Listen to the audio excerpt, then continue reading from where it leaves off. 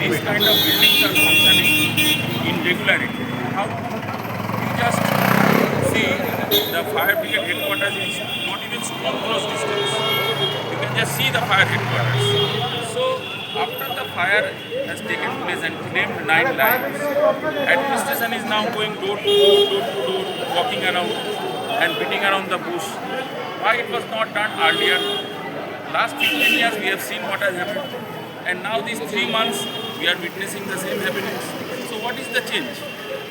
What is the change that has arrived in the lives of the Calcuttans? That needs to be identified. And responsibility needs to be fixed immediately. As to who is responsible? Because the leaf is old-fashioned, it does not work also properly. No fire safety measures. Such hotels are operating without fire safety measures. Is it possible? So the vigilance was a big issue. And right now the municipal corporation is lacking in giving civic amenities or Pauro Pariseva. That is for the people. Because there is nobody to function. So necessary steps should be initiated immediately by the government of West Bengal, and highest level of investigation should be made immediately. এখনও পর্যন্ত কথা বলে বিভিন্ন বুদ্ধিজীবীরা এসে পৌঁছেছেন এখানেতে, বিরোধী দলনেতাও এসে পৌঁছেছেন। বুদ্ধিজীবীদের সঙ্গে লোকাল যারা আছেন তাদের সঙ্গেও কথা বলে যতটুকু জানা যাচ্ছে যে রাত্রি 1:30 নাগাদ করে এই ভয়াবহ আগুন ধরে এই হোটেলে, আর এমন একটা পরিস্থিতির সৃষ্টি হয়। অ্যাকচুয়ালি তারা যা বলছেন, তারা এখানকার স্থানীয় বাসিন্দা, তারা এখানে তাদের অফিসও রয়েছে এই বুদ্ধিজীবীদের মধ্যে কিছু অংশের। তারা যেটা জানাচ্ছেন যে এখানে বাংলাদেশ থেকে বহু জন আসেন এখানেতে, যেখানে খুব কমে হোটেল ভাড়া পাওয়া যায় এইখানেতে, এই মির্জা গালিব স্ট্রিটে। এটা মোটামুটি আমরা সবাই জানি। আর সেই তারা বেশিরভাগই লোক আসে মেডিকেল ট্রিটমেন্ট জন্য আসে এখানেতে আমাদের কলকাতায়।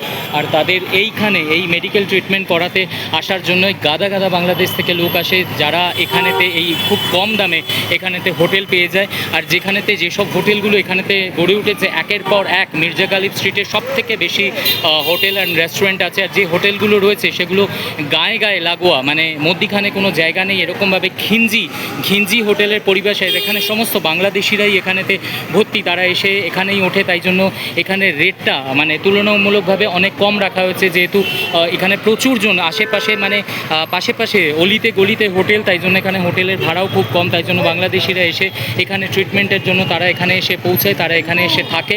আর সেই জন্য এই যে কম ভাড়ায় যে 40 50 স্কোয়ার ফিটের একটা ঘর যে ভাড়ায় দেওয়া হচ্ছে, যেটা আমরা জানতে পাচ্ছি এখানে বিল্ডিংয়ের মধ্যে যারা আছেন, নিচে যাদের দোকান রয়েছে বা আশেপাশের যারা বুদ্ধিজীবী রয়েছেন তাদের থেকে জানতে পাচ্ছি যে 40 স্কোয়ার ফিটের ঘর সেটাকেও ভাড়া দেওয়া হতো, মানে এরকম হোটেলে রূপান্তরিত করা হয়েছে 40 স্কোয়ার ফিটের ঘর, তাই জন্যই কম ভাড়ায় নেওয়া হতো। আর যেহেতু সেটা সুবিধা, তাই জন্য বহু বাংলাদেশিরা এখানে ট্রিটমেন্টের জন্য এসে তারা এটা নিয়ে নিতেন, ঘরে থাকতেন। আর এখানে ফায়ার সেফটির যে মেজার, সেই মেজারগুলো কিন্তু নেওয়া হয়নি, কারণ এত ছোট যে হোটেলের রুমগুলো সেখানেতে ফায়ার সেফটি কোনো কিছু মেজার্স নেওয়া হয়নি, কোনো হোটেলেই এখানে নেই। এখন তদন্তর ওপর ডিপেন্ড করছে, রাজ্য সরকার তদন্ত করে দেখবেন যে কেন হয়েছে এটা, আর এরকম যেন দুর্ঘটনা না ঘটে সেটাই আমরা চাইবো, আমাদের সবার কাম্য।